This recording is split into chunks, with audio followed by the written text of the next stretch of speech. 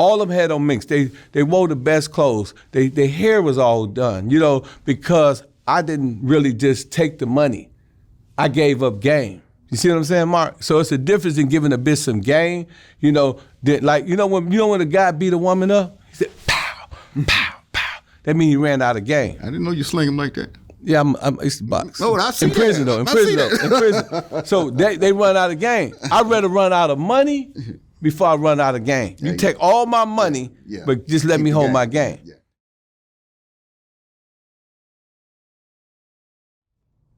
All right, we got Grandmaster Virgil, and we have Pimpin' Ken. Virgil's been here many times, or several times. Ken, where are you from? I'm from Milwaukee, better known as Pewaukee. And you've been in the game a long time. Since Jaws was a goldfish. He's shark today. The game has kind of like changed so much. How active are you guys nowadays? Well, when the laws changed their laws, when the laws changed, I changed my game. When human trafficking became a law, that's when I changed my game. Mm-hmm. Do you think pimping is actually that terrible an offense? Well, that it warrants a punishment like that? I think the misconception with the pimping is that it's been around since the ages of time. It's the world's oldest profession.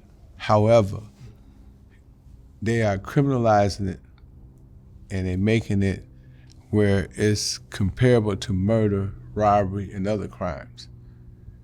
But it's also, and not to be, it's not a racial statement, I think it has a lot to do with the drug game. Young African-American men selling drugs, not selling drugs anymore. Everybody wanted to be a pimp. T.I.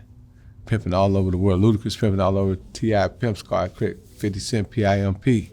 So when you get that type of commercialization of the game, then all these young people, they decide they want to be a pimp. So now that cuts the demographic or demography in crime. So that demography is no longer there. Those criminals is now becoming pimps. So now you have to figure out how do you keep a system, which is the criminal justice system, mass incarceration, in place. Now, if you say, Ken, well, verify what you're saying. What is statistics? Where's the number? We need a statistician. Okay, well, the stats are there. The stats says that 6% of eligibility of people who can go to jail in the African-American community is only 6%. It says that America is 5% of the world's incarceration, 5% of the world's population, but 25% of the world's incarceration. In the prison system, 51% of the people that's incarcerated are young African-American men. The other 50% are Latinos, whites, Asians, and so on and so forth. So if that be true, if those statistics hold true, then that means that 12.5% of the men that's in jail are African-American men. And all of the crimes doesn't fit the time. Crack, right? Cocaine, 25 to life for a little small piece of crack. You could ride in the car with a female. You get caught in the hotel with her. You ain't got to never pimped on her. You ain't never got to break the bitch. You're facing 25 to life. I can get a girl from Virgil.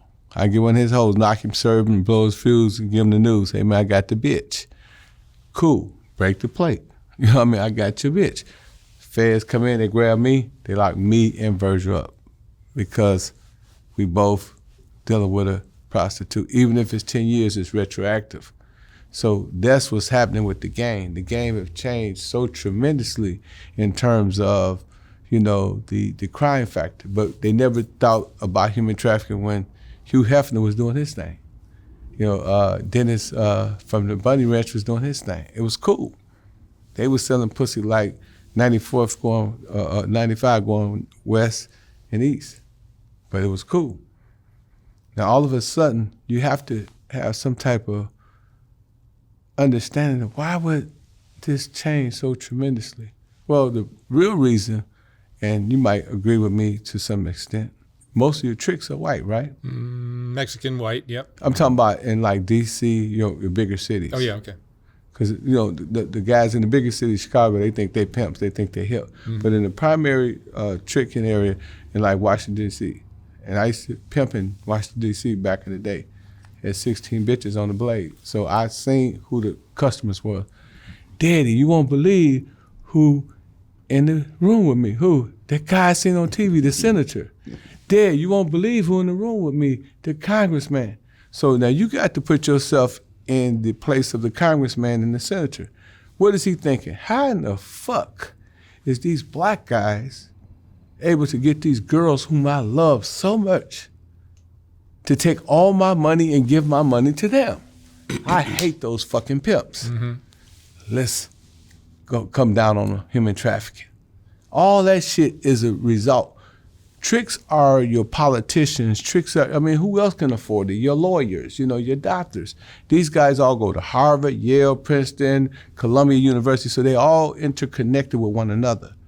And you're saying they're angry that they can't get a girl to give them all their money. You have to remember, a black man with a beautiful blonde hair, all-American white woman, she's selling pussy for him, she getting money for him, and this guy who's a nerd, who went to Harvard, who graduated high honors in his class, that's one of the most smartest person on earth, control all type of hedge funds, control all type of laws and legislation, but yet the girl that he's so in love with, that he's tricking on, has this ghetto black dude with braids in his hair, walk around smoke weed all day, and she giving all her fucking money to him.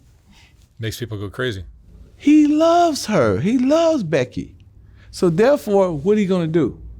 He's gonna take his own initiative to destroy that element. Yeah. And that's what you see. You see a lot of people that's in Washington, D.C. and other parts of the government that are tricks that literally can't believe that this girl that they love so much is able to get his money and give it to somebody who he don't think is worthy. Mm. I hope I wasn't too long. No, that was great. Very good explanation. Mm-hmm. So, Pimpin' Ken, you describe yourself as a pimp. Ex-pimp, right? Ex-pimp, right. Thank you. And Virgil, you describe yourself as a Mack. I'm a Mack, yeah. What is the difference between a Mack and a pimp? Well, a straight pimp depends on a prostitute. A lot of people call them hoes. I call them prostitutes because you turn hoes into prostitute. You can get hoes in a regular house with housewives and girlfriends and all that because they're gonna do any and everything and not get the money for it. So that's the difference between a hoe and a prostitute. But now, when it comes to the phrase you say about a Mack does more than one thing to get his money. It's some things that's I never exposed to about the game, which I'm gonna share a little bit with you today for the first time. A lot of people have an impression that I've been a dope dealer, which I never dealt any drugs, but I'm gonna break it down and tell you the levels of it. Whenever you become a dope dealer, well, you become a peddler first. You come from a peddler and you graduate into a dealer. A dealer graduate into a supplier. So a supplier is the one that have the brains and put in position to get back out of the way and don't do anything. Now, I've been affiliated with drugs myself, but I never touched anything. So that doesn't make me a dealer. But to take care of all of my friends and make sure that they can eat, either a lot of pimps that come through that only live off of prostitutes, she might run off, she might get drunk, she might do a lot of things she listen to other hoes do on that track, and she might do a whole lot of things because, it's not what you do, it's how you do it.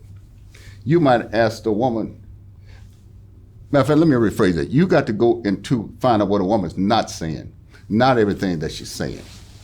And that's where a lot of guys lose their holes at. I'd have been 19 deep, 15 deep, 11, 12, 7. I never got moved for somebody coming serving me. I said it once before, and people don't understand what I mean by that because I didn't express it all the way. And that'd be the problem whenever you're not understanding what a hoe doing behind your back, what she plotting on. trying to choose somebody else, and you're thinking on this level, and you're not going to the level with the stuff that you haven't figured out what's on her mind. That's how you lose your hoes. I done lost hoes, but I've never been knocked off. They done ran off. So when hoes run off, you got to keep your game together. You got to figure something else to do. I started out helping my friends because I had a lot more smarts than them, had a lot more connections than them.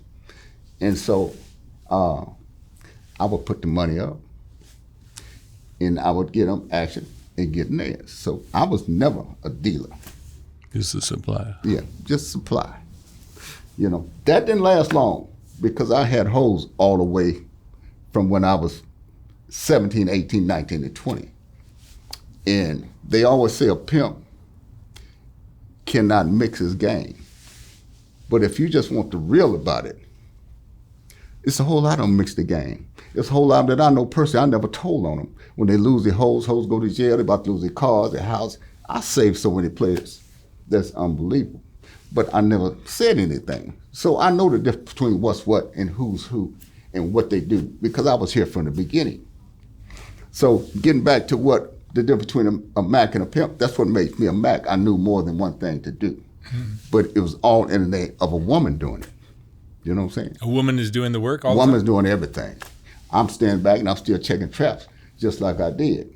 When they want to retire, I give them something else to do. So give me some examples of what kind of things they can do. Well, they can follow your instructions, do a whole lot of things.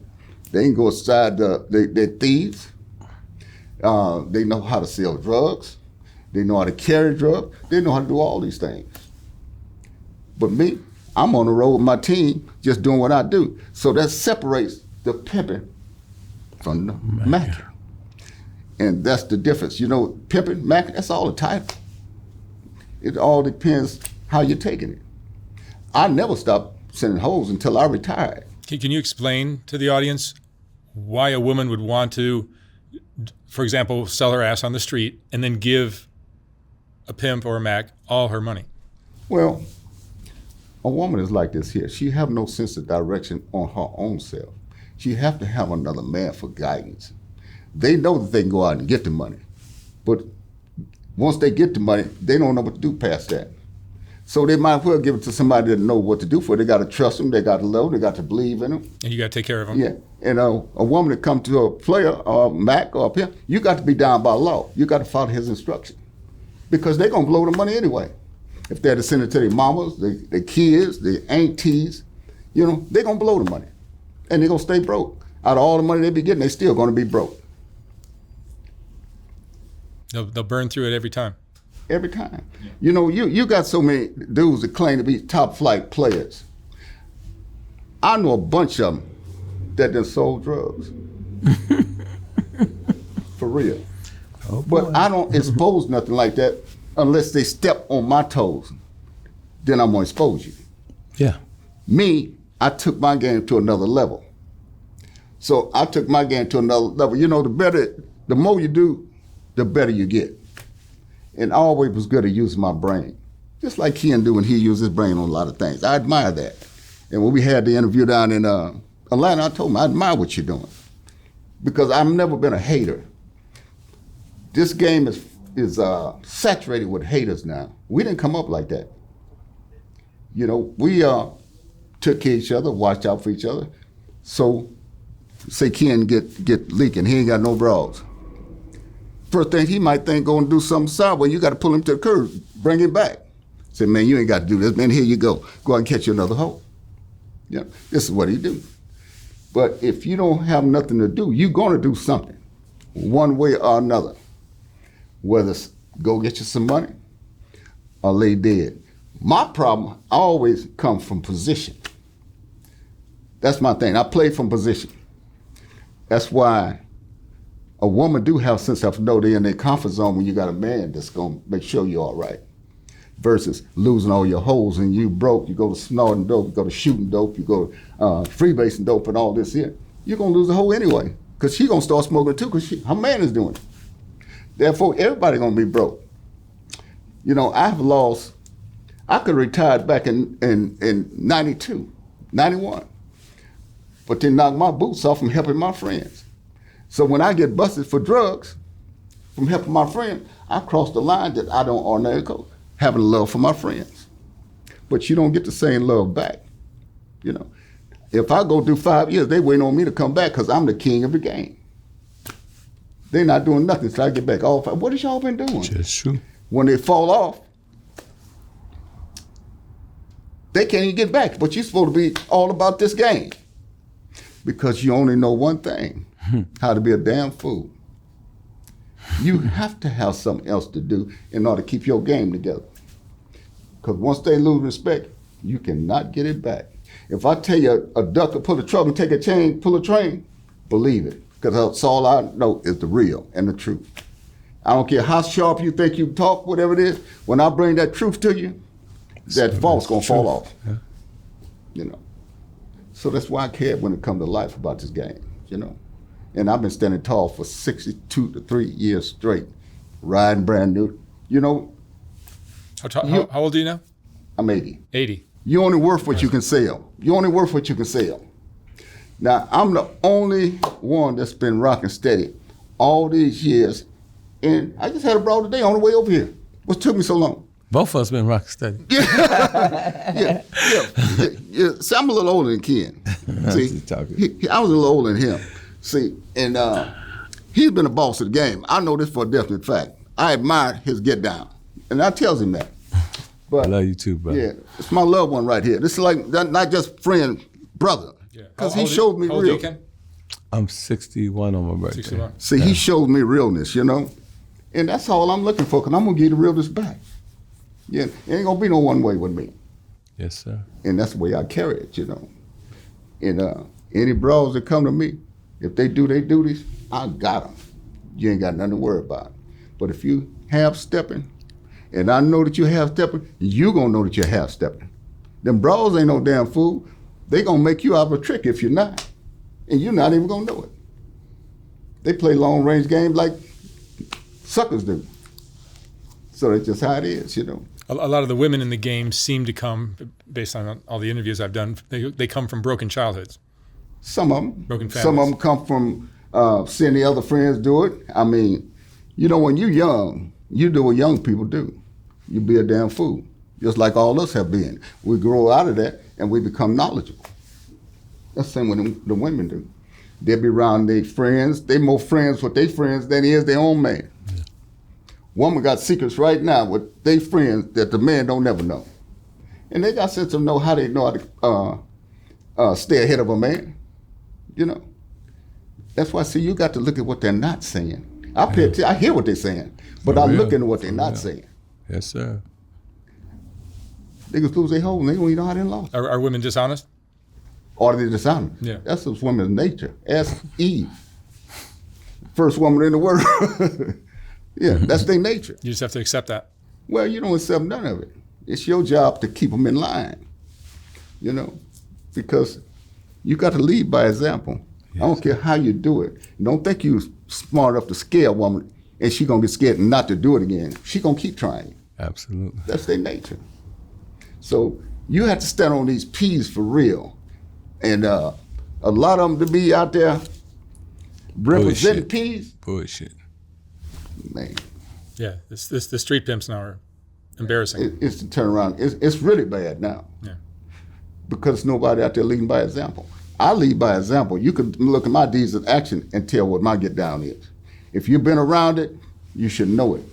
Is there any advice from two experts in the game that you can share with squares to help them in their world? Squares need to stay in a square's place. A square ain't got no room to be in a hustler's place. See, like I say, Macking, Pimping, hustlers, all this under one umbrella. It all mean the same thing because it's nothing but a title. But it's a different world than the square world. I think the squares have more fun. And the reason why I say that, look at Michael Jordan, look at Oprah Winfrey, look at Jay-Z, and look at the underworld. You know, your time is maybe 10 to 15 years. That's a good run. Then you in and out the penitentiary. Both of us have been in prison. Yeah. For real. So, you know, now that I'm the founder of the hip hop fraternity, I deal with like I don't know if I should name the organization, but I just give y'all a synopsis. It's an organization. It costs $35,000 to join, and it's all millionaires, and it's all billionaires. We had a meeting about a week ago. It was $1.3 trillion worth of people in the room. So these conversations is different. In the Bible, I read many years ago, we talk about David. So David, he wasn't the King David that we knew first. He overheard his brother and his father having a conversation, the perks of a king, you know, concubines, yada, yada, yada, yada, yada, yada, yada. And that's what made David slew Goliath. He took that rock, pow, he whipped it, pow. Goliath, gone. Because David had a different level of understanding. You know, now that I'm in these rooms and I understand banking, I understand financing, I understand how to leverage debt, I understand what a C corporation is and what subsidiaries and parents and all these different companies and shit. Now I see life from a different perspective. So I told him, I said, I think I'm converted. I think I'm a Mack now. I think you converted me because I do so many things, you know what I'm saying? You had to when the game changed. Yeah, I have 9 companies. You know, I mean, I got Hip Hop, HHF Magazine, HHF Clothing, I have HHF Awards, I have HHF Social Media, everything. Diversification and vertical integration, controlling all distributions of the game. You know, so yeah, we are all aspiring to be Macks. I think we all kind of went to Mack and didn't even know it because we went from the track to the Apple Mac. Yeah. You see what I'm saying? We started putting the bitches on the internet. Right. So we was already Macking. You see what I'm saying? But we didn't call it Macking. But we were Macking. And a lot of things, but you know, I just took on early when Pimps Up Hoes came to me and Brent Owens was saying, we want you to shoot a movie. You know, it was Bishop, you know, all of them, Seymour. And I said, okay. But I said, I got one caveat. I said, I want to shoot my movie too, Pimpology, which is for free now on YouTube. You go type my podcast, Pimping podcast, I issue it for free. But at that time, I was making millions of dollars. So I got a distribution with Scriptmaster, with a Southern music distribution. So I became a Mack at that juncture and not even knowing I was a Mack because I was so caught up in the pimping. And I'm thinking like, yeah, man, I don't do nothing. It's all on the bitch. ING, mean I'm not going to send a bitch. That's what ING mean. I'm not going to send a bitch. So I'm thinking I'm ING. But all the time, I was a businessman. Even when I was pimping, I had clothing stores. When HBO came to Milwaukee, they came to a clothing store that I had downtown, which I was doing $30,000 a month in business. You know, so I was a Mack by default, not knowing that I was a Mack. You know what I'm saying? So that's why it's so interesting to hear him and talk to him on the phone so much about being a Mack. And then I said, damn, you know what, man? I think I was that. I think I was back. So you guys are both businessmen. Yeah. Well, yeah, I was a businessman at a very young age. When I was in prison, I couldn't read or write. So it was a book called Iceberg Slim. I don't know if you ever read it. So I read that book, The Story of My Life, but I was reading, and in jail you pass the books. So it took me a month to pass the book, and all the jail's like, motherfucker, pass the book, nigga. The fuck wrong with you, nigga? What you doing? Nigga, ain't no naked pictures there. You can't jack up off of. You know, they talking crazy. And I was so embarrassed because I was had a little baby rep, you know. So I went and got my GED. And then I became a model student. You know, I went to the University of Bellevue, Wisconsin, and I made a 4-point average. And I seen that I wasn't really as dumb as I thought I was dumb. Right. It was psychological, right? Because of abandonment issues. You know, my mother had 9 kids. So I was like the 5th child. So when I was a baby at Goo-Goo, she was Goo-Gooing me. Then when my brother Marvin came, she abandoned me. Like, oh, you through. And I found out all my brothers and sisters was bad. So I had abandonment issues, and that's why I would fuck up in school and act crazy. Like you said, women have trauma. I had trauma too. I was molested by a female at 3 years old. Imagine that, Mark. At 3 years old. My girlfriend at the time at 12 years old, I can't say her name because she gonna know I'm talking about her. I caught her in the bed with another man. I'm traumatized, I'm desensitized. I go to prison, my mama, this is all 3 females in traumatic situations. My mama, believe it or not, left me for dead in prison. Didn't come see me not one time, but seen my brother every day when he was there. So that kind of shaped me for pimping. So it was a pimp partner in there named Pimpin' Poke, may he rest in peace. We was cellies, because he had shot this dude named Pimpin' Sam off his car because Sam was like being very unpimp-like, he had knocked Sam for a bitch, but Sam wasn't really accepting the servant. So Sam, got on his car, jumped on the car, and Polk shot him up off the car.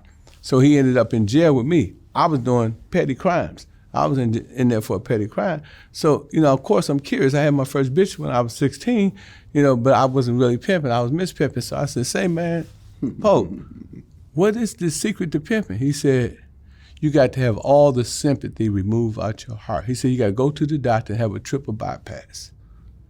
So basically, he said, you can have no sympathy. He said, the problem with Sam get me for a bitch. I can't say her name neither, but everybody know what I'm talking about. He said, Sam get me for a bitch, and Sam fell in love with her because she would wipe the sweat off his face. Every time he got to piss, she'd grab his dick and hold his dick while he pissed. His stomach growled, she'd feed him food, because that's what a pimp do. A pimp give bitches instructions. Everything that come out of pimp mouth is instructions. So he giving the bitch instructions. Hey, bitch, you know what I'm saying? Do this. Hey, bitch, go take the garbage out. So that's what she was doing. But Sam had never really experienced that. So he mistaked that instructions for love. You see? And Sam said this. Polk told me there's no difference between an in-pocket bitch or out-of-pocket bitch. He said you treat them all the same, and you'll never go wrong. That's why I became the legendary Pimp-Pimpin, one international pimp, national pimp, won trophies in every city. Wherever they had players ball, Pimp-Pimpin won it. That's why I'm so revered and so respected, because, I played by that one rule. That one rule. What is it about the pimp world? I've had so many pimps in those stools telling me about how great they are, how awesome they are. Well, pimping is what pimping does. I think it's a culture, I think. Pimping is what pimping does, right? But mine is documented. You go to Pimps Up, Hoes Down, you can see the trophies. Me and Bishop and Grandmaster, our shit is documented. Mm-hmm. So a lot of people going to say... You guys are the kings of the game, too. Well, I wouldn't say I was a king of the game, because I'm going to tell you something that you and your audience probably don't know. There's some pimps that's way greater than me, Bishop, and him together. You never hear about him. Mm-hmm. I ain't gonna say his name, because I ain't no snitch. It's a pimp that was in Miami. 33 bitches. On his own strip club. Every bitch in the strip club was his bitch. This motherfucker right now is rich as fuck. Like right now. Like seriously. Nobody never hear his name. Matter of fact, his name would really tell you who he is, but I can't say it. But this motherfucker was boss. And he did it on the fullest. I know a couple other pimps out of Minnesota. I can't say their name either, but everybody gonna know who I'm talking about. 2 of everything, 2 Ferraris, 2 Rolls Royces, 2 Maybachs, 2 everything. I didn't do it on that level. I went platinum on the pussy. I sold over $1 million pussy. We're going to get that part clear. But these guys are way more elite pimps. They play golf. They put money in the presidential campaigns. They own real estate, whole subdivisions. They did the right thing. They turned their whole ends into dividends. And nobody never know who they was and never met them. They don't want to be. They'll never get on soft white underbelly. They refuse. Yeah. I always make a statement, big games play smooth out of sight. So if you can't pin a person down, you cannot understand what their movement is. So whenever you get to a certain level, you never know what a person get down in, because you're not on that level. And I learned that you keep your game out front to keep protection off you in the back. See, most people in life have a knife in their back all the time and don't even realize it. And that's how the game treats you if you're not doing it correctly. Absolutely. And you can't never pin down. Just like I hear a lot of people say, he been a drug dealer. This ain't no person that said it ever bought no drugs from me. That's one of the most stupidest shit you can ever say. Go on some hearsay. We didn't come up like that. Now, I been a supplier, and that was decades ago. Mm-hmm. It didn't last long. I was on the Felix Mitchell level. Everything I ever done, I do it. I done it big, and I done it slick. They used to call me the magic man, but they couldn't see nothing that I'm done. Real game ain't transparent though, right? No, it's not. No, right. It's not transparent. So you can't. That's why I said big game play smooth out of sight. And Let me ask you a question. The young men that are maybe African-American, a lot of them are struggling to make it in the world. They're hustling this, they're selling drugs, they're doing whatever they're doing. Right. They certainly don't look like they're on the road to get to where you guys are right now. Well, you got to have a mindset for this game. What do you see wrong in this younger generation? Can I say something? Mm-hmm. Okay, so everything we did it elite. Now, let me give you something. I ain't never said this on nobody's podcast, and I hope the young people don't take it the wrong way. But let me show you how, when you ask him what the girls get out of it, they're supposed to get motivation and inspiration. How do you get most motivation and inspiration? What I would do, somebody rob a jewelry store, I buy the jewelry. I take the jewelry, I go to my jeweler, I said, say man, put a tag on this jewelry, because it don't have a tag, it's stolen. And it'd be like worth $20,000, put a $20,000 tag on it. I wouldn't sell the jewelry. I'd go get one of my hoes and say, come on, let's go to this jewelry store. We take her to the jewelry store, she put the ring on, I asked her, do she like it? I say, what kind of deal are you gonna do? He said, give me $5,000 down, Ken, and owe me $15,000. It's my ring already. He working the game with me. I do the same thing with my fur.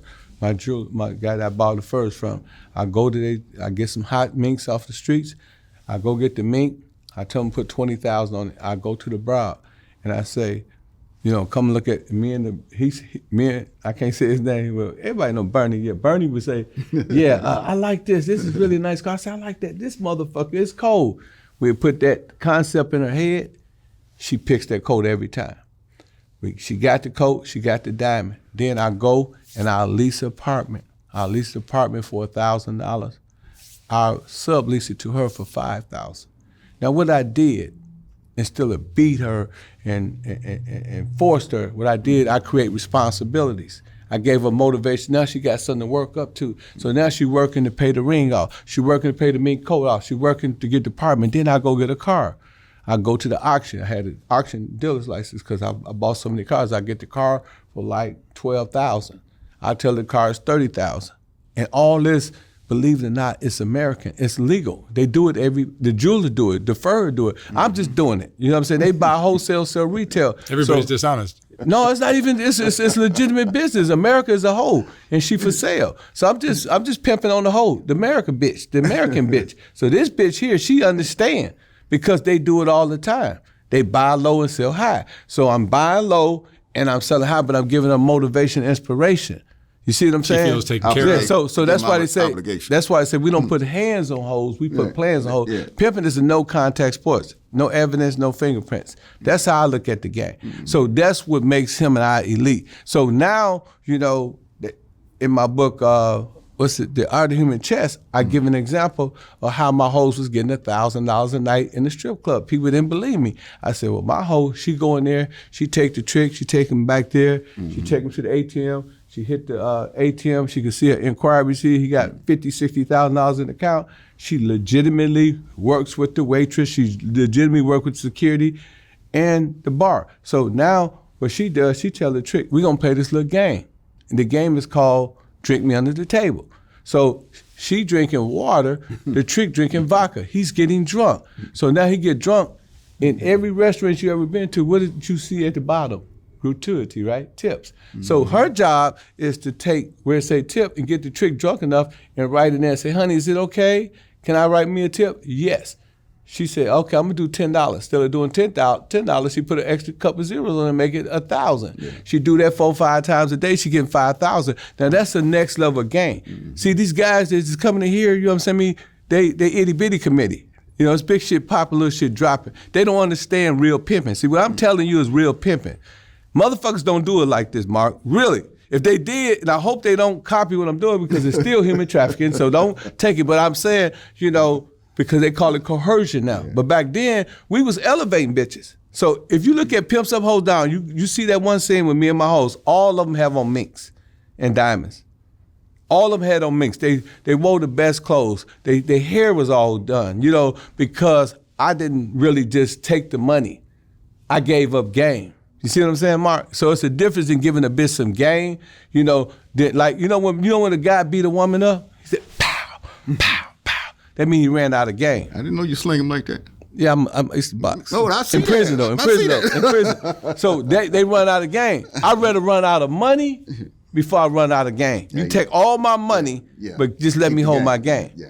And I think that's the problem. So when you see me and him doing businesses and stuff like that, it's the formality of game that we got in us.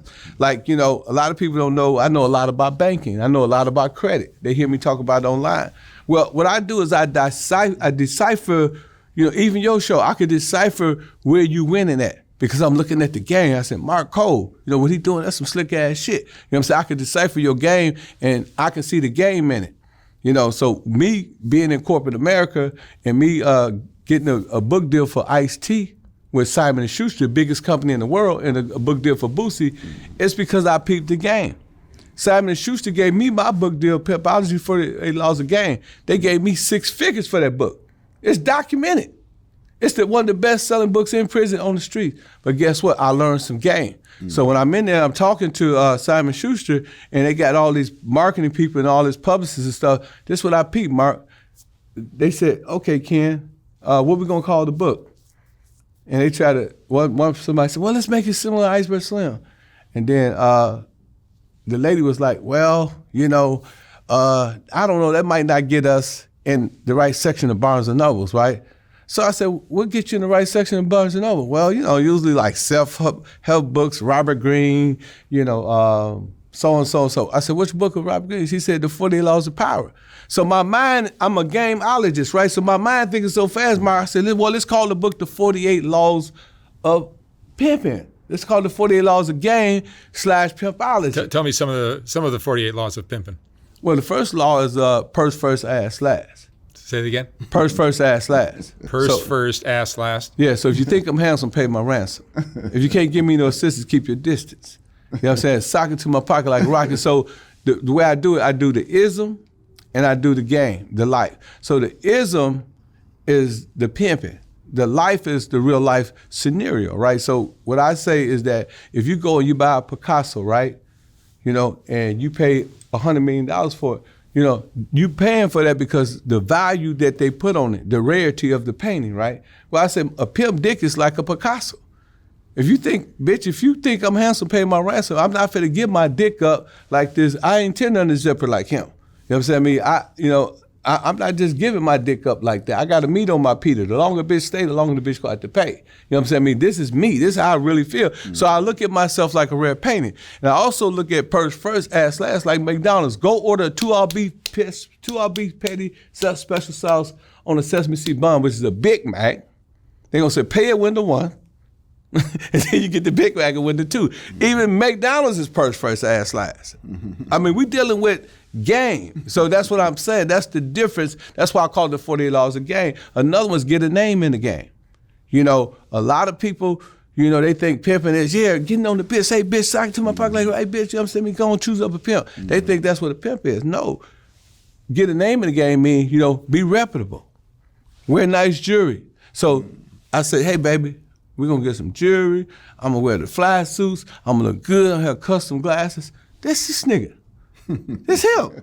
You just sold your bitch to him. So as long as he can stay looking good, guess who's going to have the most hoes? Because you're selling the bitch me. I'm the fucking dream. Right. See what I'm saying? Right. And they don't understand that. That's the same thing in corporate America. Who wear the red tie, the blue tie, the Armanis? Who get the money? Kids today do not look like you two guys. No, because it's been a disconnect in the game. Right. Tell them. Oh, yeah, most definitely. Most definitely. They come from the rap world. We come from the classic world. How you start is how it finished. Like, we've been in the game all these years, but we didn't retire. But look how it started and how it finished. We're going to keep this campaign going on because what it is. I'd be ashamed to go somewhere sometime scared I'm overdressed because I don't have my this on, that on, you know. But this is me. It's what I always been. When I was 19, 20 years old, this was me. Yeah, I never changed my flavor. Every time I've seen you, you dress to kill. Yeah, I never changed my flavor, you know. So I'm trying to keep it on I think above board on the same level, you know. I think too, see, they had the ABCs. We had the XYZs. Yeah. We had the full game. You know, they don't understand that debonair is a word for a reason. Yeah. A lot of people don't know in the 1800s, pimps, the word pimp mean debonair. You know that, did you? No. Do the research. It was debonair. It was a good thing. Debonair, yeah. It didn't become negative mark until the 60s when you had Superfly and Dynamite and the Mack. Right. That's when it became black exploitation, right? And that's when the pimp began to get its negative connotations. But before that, you know, you could go look at some of the old movies. They were like, I'm a pimp. And pimp means you're debonair. You're a gentleman. But it's, you know, we talking about etymology, right? The Bible wasn't always called, the Bible. It was called something else. It wasn't always in Latin.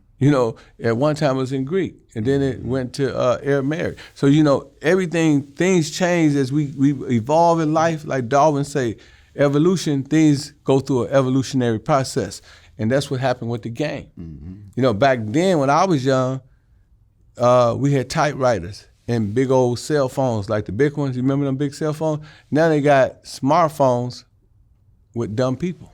Mm-hmm. Dumb people got smartphones. So, the time has changed. And they'll say, man, y'all niggas outdated. But me and him both can go in any vendor, along with Bishop, any Seymour, we go any vendor, and guess what's gonna happen? Oh, can I take a picture with y'all? I know when you first seen Bishop, you was like, man, this guy is really great. You know what I mean? Yeah. You like, wow. From another planet. Yeah. So the dress thing works. It's just that these young people, and then I'm gonna go a little bit more deeper than that, right? So when we was growing up, we had the Temptations, you had the OJs, and they all dressed like we dress. Right. Exactly. Now all the young people, they doing what Lil Wayne doing. They got tattoos on their face. They got red rags. They Crips. They Bloods like Snoop Dogg. They following culture. Exactly. So they being culturated a little different. You know what I'm saying, Virgil? So I guess if they would have been our era, they probably would have been nice dresses as well. It's a hip hop thing. Well, I think they're also broke. A lot of them are broke. Oh yeah, most. No one's got money. Because the hoes do what they fuck they want to do now. You know what I'm saying? These hoes don't need pimps. I remember one time, and I go back, Mark, long enough to say this, right? This is, statue ran out. But a partner of mine, we was both in a city where the track was dead. And everybody was getting money except for me and him. And he said, Ken, man, we got to do the internet. So I tried the internet, and I put the bitch on, was it Backpage or whatever the fuck it was. I'm trying the game. This is way, way back in the gap. So I put the bitch on Backpage, and so she got out on me. And I'm like, who do I call? Who do I serve? Is I'm gonna see the bitch tonight on the Blade? Ain't no more Blade, ain't no more track. So I can't find this bitch. Come to find out, this bitch was smart. She moved to the hotel across the street and she's booking her own calls.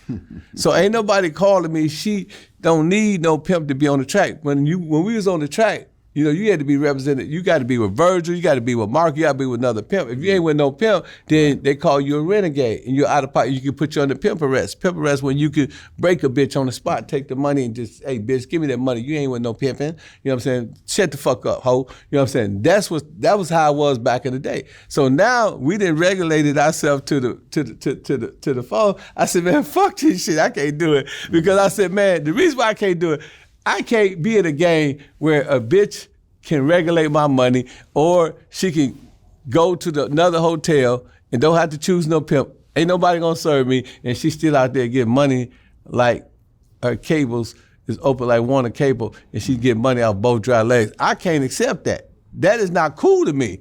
So that was one of the factors that really made me say, fuck this shit, because the game had changed so tremendously and the power is in the hoes.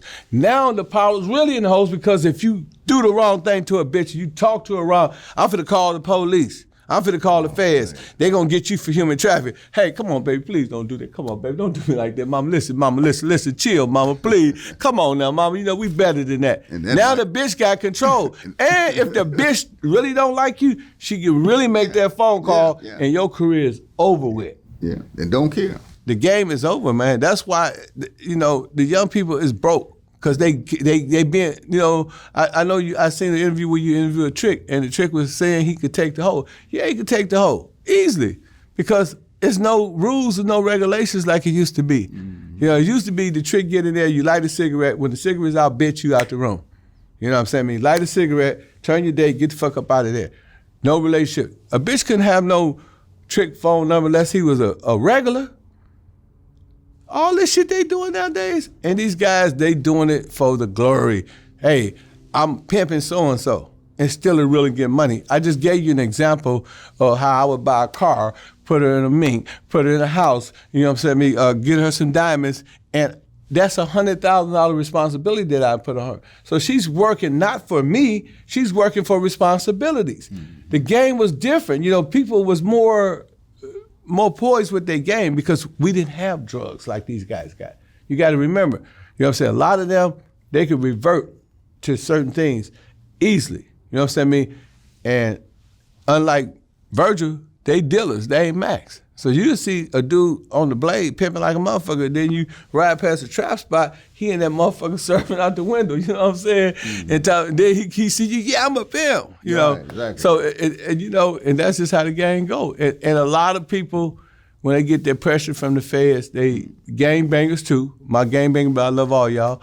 But they go and they switch over to the game too. So a lot of time when a gangbanger come to the pimping, he have gang culture, right? So he's gonna kill another pimp about a bitch because that's all he know. Like, dude, you disrespect me, pow, pow, pow, pow, pow. You know, and that's how it go. So that would make a person like myself or Virgil say, man, I'm out. You know, so, but then the guys that's still in it, the young guys that's trying to follow the rules, they can't follow the rules. I had a guy, you know, I know him, he's a pimp, you know what I'm saying? I was talking to him the other day, he said, Ken, man, I ain't gonna lie, I ride with a pistol. I said, why would you ride with a pistol? I said, you know, that's the defeat in the game. He said, because man, these motherfuckers got pistols, I gotta neutralize. I ain't finna let no motherfucker kill me.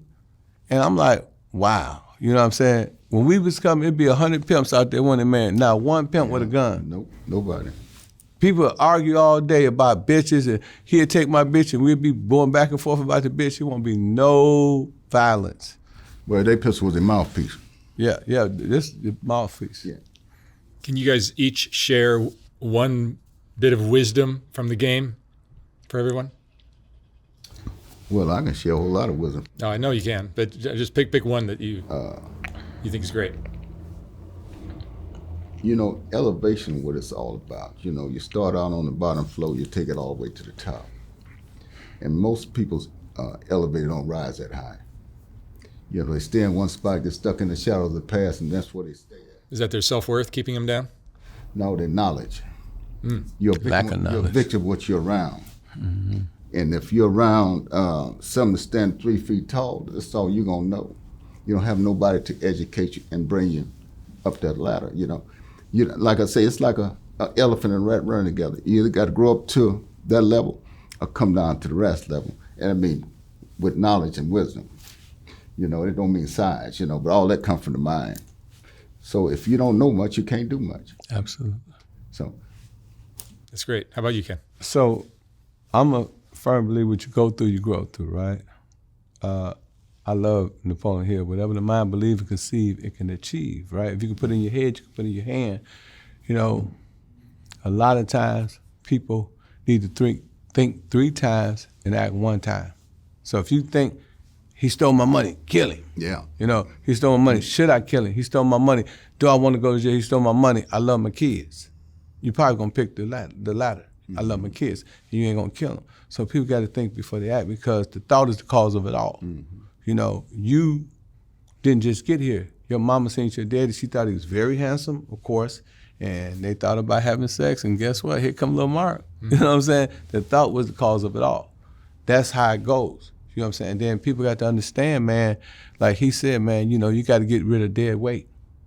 You know, Muhammad Ali was the greatest fighter of all time. He said, I float like a butterfly, sting like a bee. Okay, so once you get rid of that dead weight, you're going to be like Muhammad Ali, you're going to be able to float like a butterfly, sting like a bee. You know, and the last piece of game that I say is that, you know, whatever you want to do in life, young man, plant the seed. Once you plant the seed, it's going to grow roots. If you ever notice, the strongest part of the tree is not the tree, it's the root. It goes all the way in the ground and it grabs the ground, makes sure that, when a strong tornado wind come, it don't just easily, fall. And then after the roots come the tree.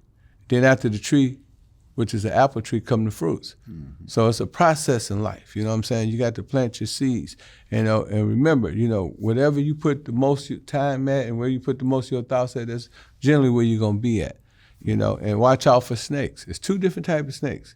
You got grass snakes and you got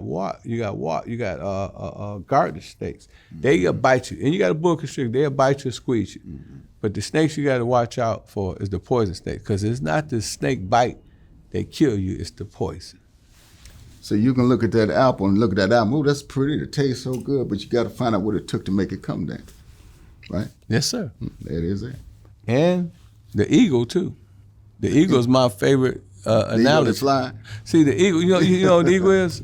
You know why the eagle's an American bird? Because the eagle, when it flies, it don't fly, it soars, right? Mm-hmm. The eagle, when it sees a storm, it goes into the storm and it propels above the storm because he want to be higher aptitude. Mm-hmm. When the eagle see a pigeon, he immediately flies away. Chickens, they be on the ground, they peck. A chicken only jump 3 feet. I ain't got nothing against a chicken, I ate one today. You know what I'm saying? Me and chicken ain't got no problem. But the eagle would never make love to a chicken because eagles make love in the air. Yeah, that's right. You know what I'm saying? That's right. And then what happens is the eagle got a keen perception. He want to eat Mark. He focus on you. He say, I'm going to get Mark. He see me and Virgil right here. He don't even attempt to get us. He just focus on you, and he grabs you. And when he grabs you, he puts you to his chest. He don't know that Mark is a weasel. So when you grab a weasel, and when the eagle grabs the weasel eats his chest out.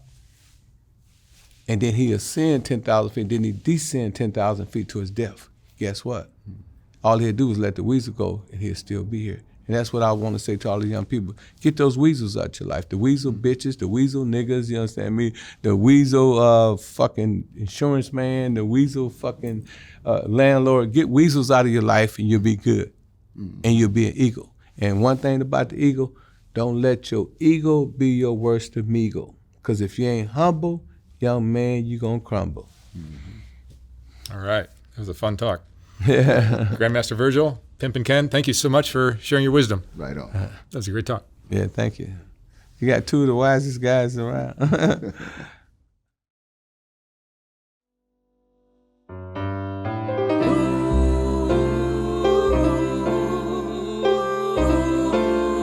Welcome to the infamous Fig,